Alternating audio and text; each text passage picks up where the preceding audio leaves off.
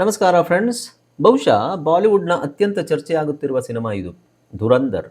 ಯಾಕಂದರೆ ಇತ್ತೀಚೆಗೆ ನಾವು ನೋಡ್ತಿರೋ ರೀಮೇಕ್ ವುಡ್ ಕಥೆಗಳ ನಡುವೆ ಉರಿ ಅಂತಹ ಸಿನಿಮಾ ಕೊಟ್ಟ ಆದಿತ್ಯ ಧರ್ ಈ ಸಿನಿಮಾದ ಡೈರೆಕ್ಟರ್ ರೇಂಜ್ ಹೇಗಿದೆ ಅಂದರೆ ಉರಿ ಸಿನಿಮಾ ನೋಡಿದ್ರೆ ನಿಮಗೆ ಗೊತ್ತಾಗುತ್ತೆ.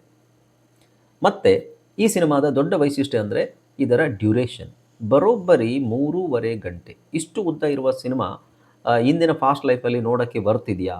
ಈ ಸಿನಿಮಾ ಬಾಲಿವುಡ್ನ ಅಸಲಿ ಪೊಟೆನ್ಷಿಯಲ್ ಅನ್ನೋ ಆಶಾಕಿರಣನ. ಬನ್ನಿ ಡೀಟೇಲ್ ರಿವ್ಯೂ ನೋಡೋಣ. ಈ ಸಿನಿಮಾದ tag line inspired by true events ಅಂತ. ಕತೆ ಶುರುವಾಗೋದೇ 1999ರ ಕಂದಹಾರ್ನಿಂದ. ಆಮೇಲೆ 2001ರ ಪಾರ್ಲಿಮೆಂಟ್ ಅಟ್ಯಾಕ್, 2008ರ ಮುಂಬೈ ಅಟ್ಯಾಕ್ ಅಂತ ಭಾರತದ ಮೇಲೆ ನಡೆದ ಭಯೋತ್ಪಾದನಾ ಘಟನೆಗಳನ್ನು ಕ್ರೋನೋಲಾಜಿಕಲ್ ಆಗಿ ತೋರಿಸ್ತಾರೆ. ಕತೆ ಸಿಂಪಲ್, ಸ್ಪೈ ಥ್ರಿಲ್ಲರ್. ಭಯೋತ್ಪಾದನೆಗೆ ಫಂಡ್ ಮಾಡೋ ಮಾಫಿಯಾ ಗ್ಯಾಂಗ್ಗಳನ್ನು ಮುಗಿಸೋಕೆ ನಮ್ಮ ಭಾರತದಿಂದ ಒಬ್ಬ 20 ವರ್ಷದ ಹುಡುಗ ಪಾಕಿಸ್ತಾನದ ಲಿಯಾರಿ ಅನ್ನೋ ರಿಸ್ಕ್ ಟೌನಿಗೆ ಹೋಗ್ತಾನೆ.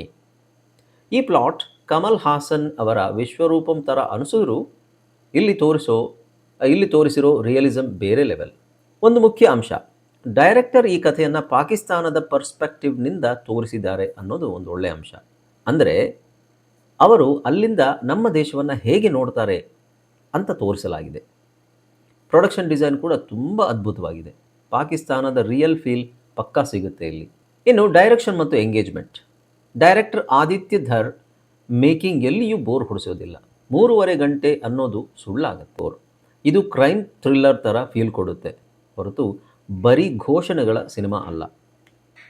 ಅಕ್ಷಯ್ ಖನ್ನಾ ಇವರ ಸ್ಕ್ರೀನ್ ಪ್ರೆಸೆನ್ಸ್ ಬೆಂಕಿ ಅಂದರೆ ಬೆಂಕಿ. ಪಾಕಿಸ್ತಾನದ ಗ್ಯಾಂಗ್ಸ್ಟರ್ ಲೀಡರ್ ಆಗಿ ಅವರ ಆರಾ ಏನಿದೆ ಫ್ಯಾಂಟಾಸ್ಟಿಕ್. ಅವರ ಎಂಟ್ರಿ, ಲುಕ್, ಆ ನೋಟ, ರಣವೀರ್ ಸ್ವ್ಯಾಗ್ ಕೂಡ ಇವರ ಮುಂದೆ ಸೋತಿದೆ ಅಂದರೆ ನೋಡಿ. ಇವರಿಗೆ ಈ ವಯಸ್ಸಿನಲ್ಲಿ ಇಂಥ ಪಾತ್ರಗಳು ಸಿಗುತ್ತಿರೋದೇ ಖುಷಿಯ ವಿಷಯ. ರಣವೀರ್ ಮತ್ತು ಇತರೆ ಪಾತ್ರಗಳು. ರಣವೀರ್ ಸಿಂಗ್ರ ಎನರ್ಜಿ ಚೆನ್ನಾಗಿದೆ. ಸಂಜಯ್ ದತ್ ಕೂಡ ತುಂಬ ದಿನಗಳ ನಂತರ ಒಂದು ಒಳ್ಳೆಯ ಪಾತ್ರ ಮಾಡಿದ್ದಾರೆ. ಪ್ರತಿಯೊಂದು ಸಣ್ಣ ಪಾತ್ರಕ್ಕೂ ಮಹತ್ವ ಇದೆ. ಇನ್ನು BGM ಮತ್ತು ವಯಲೆನ್ಸ್. ಸಿನಿಮಾದ ಒರಿಜಿನಲ್ ಸ್ಕೋರ್ ಮಾಡಿರೋ ಶಾಶ್ವತ್ ಸಖದೇವ್ ಕೆಲಸ ಸೂಪರ್ ಆಗಿದೆ. ಕೆಲವೊಂದು ರೆಟ್ರೋ ಸಾಂಗ್ಸ್ಗಳು ಬರುತ್ತೆ, ಆದರೆ ವಯಲೆನ್ಸ್ ಮಾತ್ರ ನೆಕ್ಸ್ಟ್ ಲೆವೆಲ್. ಸಿನಿಮಾದಲ್ಲಿ ಹೆಚ್ಚು ವಯಲೆನ್ಸ್ ಇಷ್ಟಪಡೋರಿಗೆ ಇದೊಂದು ಹಬ್ಬ. ಇನ್ನು ಮೈನಸ್ ಪಾಯಿಂಟ್ಸ್ ಕಡೆಗೆ ಬರೋದು ಅಂತ ಹೇಳಿದ್ರೆ, ಸಿನಿಮಾ ಸೂಪರ್ ಇದ್ದರೂ 2 ವಿಷಯಗಳು ಸ್ವಲ್ಪ ಡಿಸ್ಟರ್ಬ್ ಮಾಡ್ತವೆ. Heroine track. ನಿಜ ಹೇಳ್ತೀನಿ, ಈ ಪಾತ್ರ ಮತ್ತು ಲವ್ ಟ್ರ್ಯಾಕ್ ಸಂಪೂರ್ಣವಾಗಿ ಅನಗತ್ಯ. ಹೀರೋಯಿನ್ ಬಂದಾಗೆಲ್ಲ ಸಿನಿಮಾ ಫ್ಲೋ ಕಟ್ಟಾಗುತ್ತೆ. ಈ ಸೀನ್ಗಳನ್ನು ಕಟ್ ಮಾಡಿದರೆ ಸಿನಿಮಾ ಇನ್ನೂ ಕ್ರಿಸ್ಪಾಗಿ 3 ಗಂಟೆ ಆಗ್ತಿತ್ತೇನು. 3.5 ಗಂಟೆ ಇರೋದ್ರಿಂದ ಮನೆಯಿಂದ ಹೊರಟು ವಾಪಸ್ ಬರೋವರೆಗೂ ಅರ್ಧ ದಿನ ಬೇಕು. ಮತ್ತು ಕ್ಲೈಮ್ಯಾಕ್ಸ್ನ ಕೊನೆಯ 45 ನಿಮಿಷ ಕಂಟಿನ್ಯೂಯಸ್ ಫೈಟ್ ಒಂದು ಹಂತದಲ್ಲಿ ಸ್ವಲ್ಪ ಸಿನಿಮ್ಯಾಟಿಕ್ ಓವರ್ಲೋಡ್ ಅನಿಸ್ಬೋದು.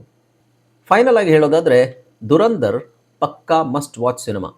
ಈ ಹೀರೋಯಿನ್ ಟ್ರ್ಯಾಕ್ ಮತ್ತು 3.5 ಗಂಟೆ ಡ್ಯೂರೇಷನ್ ಬಗ್ಗೆ ತಲೆ ಕೆಡಿಸಿಕೊಳ್ಳದೆ ಸಿನಿಮಾ ನೋಡೋಕ್ಕೆ ಹೊರಟ್ರೆ ನಿಮಗೆ ಒಂದು ಒಳ್ಳೆ ಸ್ಪೈ ಥ್ರಿಲ್ಲರ್ ಎಕ್ಸ್ಪೀರಿಯನ್ಸ್ ಸಿಗುತ್ತೆ. ಇದೊಂದು 2 ಪಾರ್ಟ್ ಸಿನಿಮಾ. ಈ ಪಾರ್ಟ್ 1ನಲ್ಲಿ ಬರೀ ಸೆಟಪ್ ಮತ್ತು ಪಾತ್ರಗಳ ಪರಿಚಯ ಮಾತ್ರ ಆಗಿದೆ. ಈಗ ಪಾಕಿಸ್ತಾನ ನಮ್ಮ ಮೇಲೆ ಅಟ್ಯಾಕ್ ಮಾಡೋದನ್ನು ತೋರಿಸಿದ್ರೆ ಪಾರ್ಟ್ 2ಅಲ್ಲಿ ನಮ್ಮ ತಿರುಗೇಟು ರಿವೆಂಜ್ ಇರುತ್ತೆ. ಪಾರ್ಟ್ 2 ಮಾರ್ಚ್ 2025ಕ್ಕೆ ಬರುತ್ತದೆ.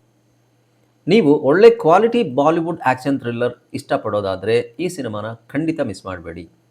ಥಿಯೇಟರ್ನಲ್ಲಿ ದೊಡ್ಡ ಸ್ಕ್ರೀನ್ ಮೇಲೆ ವೈಲೆನ್ಸ್ ನೋಡೋಕ್ಕೆ ಪಕ್ಕಾ ಐಟಮ್ ಇದೆ. ನೀವು ಈ ಸಿನಿಮಾ ನೋಡಿದ್ರೆ ವಿಶೇಷವಾಗಿ ಅಕ್ಷಯ್ ಖನ್ನಾ ಅವರ ಆ್ಯಕ್ಟಿಂಗ್ ಬಗ್ಗೆ ನಿಮಗೇನು ಅನ್ನಿಸ್ತು ಅಂತ ಕಮೆಂಟ್ ಬಾಕ್ಸ್ನಲ್ಲಿ ತಿಳಿಸಿ. ವಿಡಿಯೋ ಇಷ್ಟ ಆಗಿದ್ದರೆ ಒಂದು ಲೈಕನ್ನು ಕೊಡಿ, ನಮ್ಮ ಚಾನಲ್ ಸಬ್ಸ್ಕ್ರೈಬ್ ಮಾಡ್ಕೊಳ್ಳಿ. ಸಿಗೋಣ ಮುಂದಿನ ವಿಡಿಯೋದಲ್ಲಿ. ನಮಸ್ಕಾರ.